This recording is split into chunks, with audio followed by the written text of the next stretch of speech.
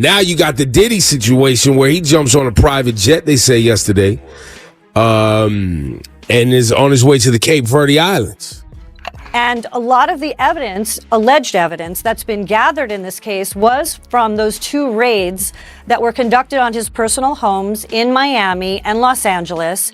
And the indictment names the things seized that he allegedly made videos of these performances that have been named freak-offs. The news today is nothing short of shocking, and it's the kind of bombshell that no one saw coming. Imagine this. Just a few hours ago, the judge changed his mind, and Sean Diddy Combs, the man at the center of one of the most scandalous legal sagas in recent history, has been released on bail. That's right. After a week of being behind bars, facing charges that had everyone convinced he would never see the outside world again, Diddy is free. And it's not just any bail. It's reportedly an enormous sum.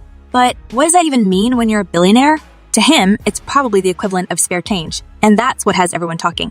That clearly there is a criminal investigation underway, and that they believe that there would be evidence of crimes in one or both of these homes. This development has left so many people outraged, especially the victims who believed that justice was finally being served. They thought Diddy's time had come, that the nightmare was over, and that he would finally pay for everything. But now it feels like a punch in the gut. The disbelief is palpable. Can you imagine the scene? Insiders have reported that Diddy was quietly whisked away out of sight, already settling back into the comfort of his lavish mansion, while everyone else is left reeling. It's as if the whole justice system just doesn't care. Replete with very, very serious and salacious allegations, including allegations that Combs had cameras. But here's the thing. As surprising as this news is, maybe it was inevitable. Maybe this was always the plan. If you've been following the story closely, you've probably noticed some strange details surrounding Diddy's arrest right from the start. He wasn't exactly caught by surprise. In fact, he walked right into it. Took Sean Diddy Combs into custody. He's seen in this video entering the Park Hyatt Hotel in Midtown Manhattan with others when agents from Homeland Security Investigations approach and separate him. They place Combs under arrest and lead him out the front door in handcuffs. How many high-profile figures have you seen voluntarily turn themselves in, cool as a cucumber, with a demeanor that suggests they know something the rest of us don't? Diddy showed up for his arrest almost as if he had been tipped off that it wouldn't be a big deal. There was no attempt to flee, no attempt to hide, despite having the resources to disappear off the face of the earth if he wanted to.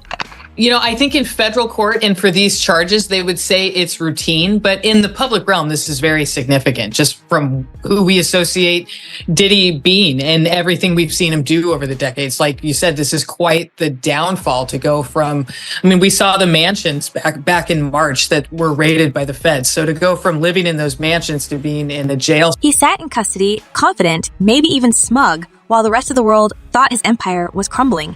Now, with this bail, it's almost like he's letting everyone know he's got this under control. The story we're tracking, music mogul Sean Diddy Combs on suicide watch at Brooklyn's Metropolitan Detention Center after two judges denied his request for bail.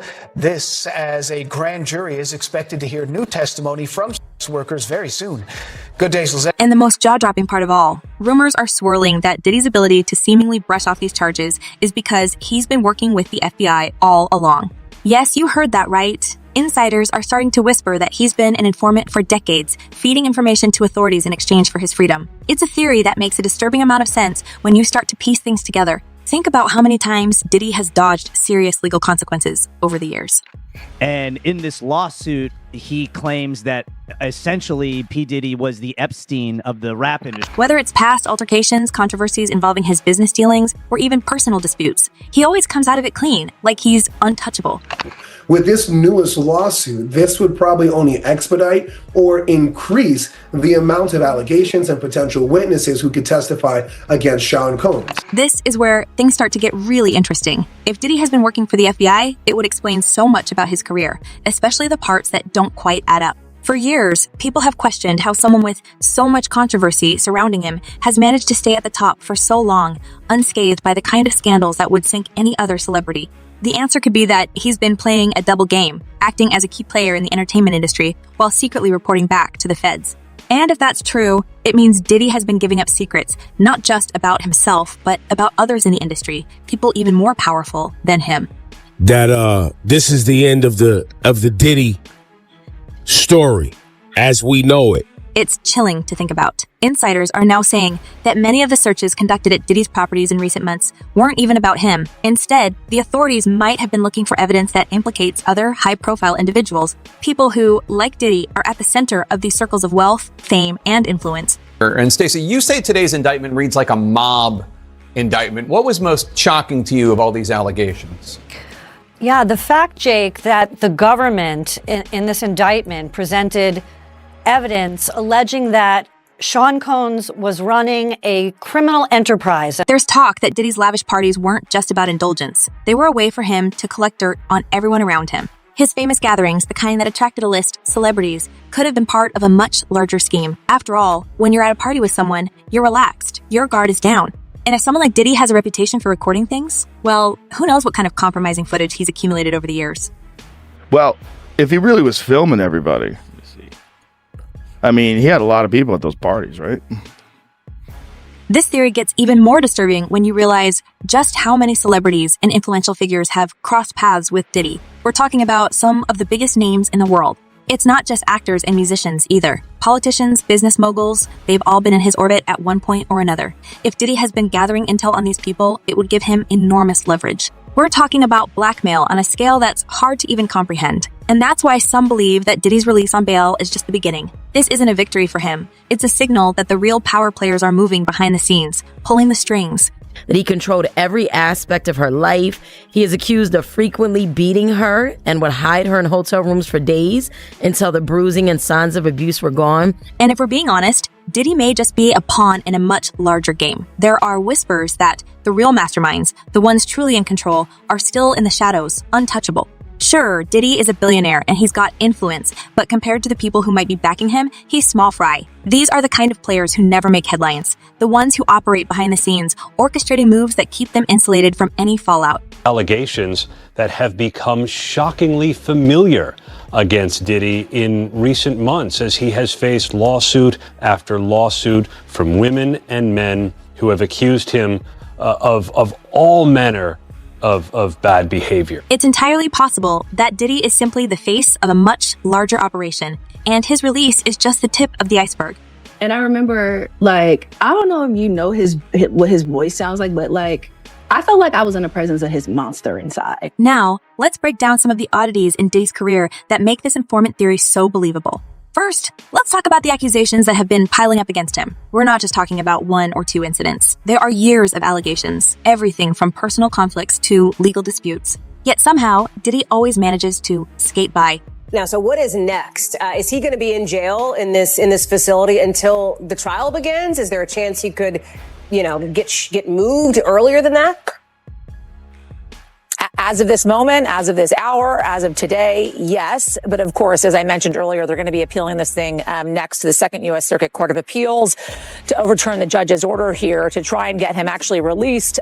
Remember when Cassandra Cassie Ventura, his ex-girlfriend, filed a civil suit against him? The accusations were horrific, involving everything from manipulation to orchestrating situations where others were involved. The very next day, Diddy settled the case.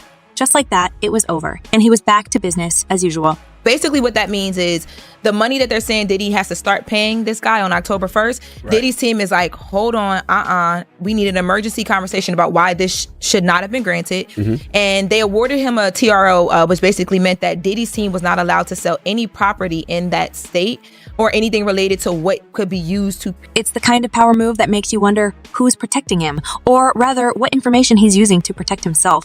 We all saw it posted yesterday all over our social media pages. Cassie filed a lawsuit in New York City against Diddy. Yikes. She's claiming she was stuck in a decade-long cycle of abuse. Then there's the fact that federal agents raided his homes in Los Angeles and Miami earlier this year. It's reported that they found a bizarre assortment of items, including countless bottles of baby oil and other supplies linked to his infamous private events.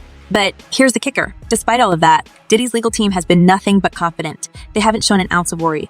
Well, either way, if you got to run to a private island because your evil doings are doing so much and they storming your house, it's one of these. In fact, they've been celebrating the news that Diddy will likely walk away from all of this with nothing more than a slap on the wrist, a simple fine, or maybe a suspended sentence. It's the kind of outcome that makes you question everything. How can someone face such serious accusations and come out of it so clean? This is where the theory about Diddy's connections to law enforcement really starts to make sense. Think about it. If Diddy has been working with the FBI, giving them valuable information about others in exchange for protection, it would explain why he's been able to avoid real consequences for so long. He's been playing both sides, building his empire while feeding the authorities what they need to keep him safe. And now, with these recent charges, it seems like he's once again managed to escape by leaning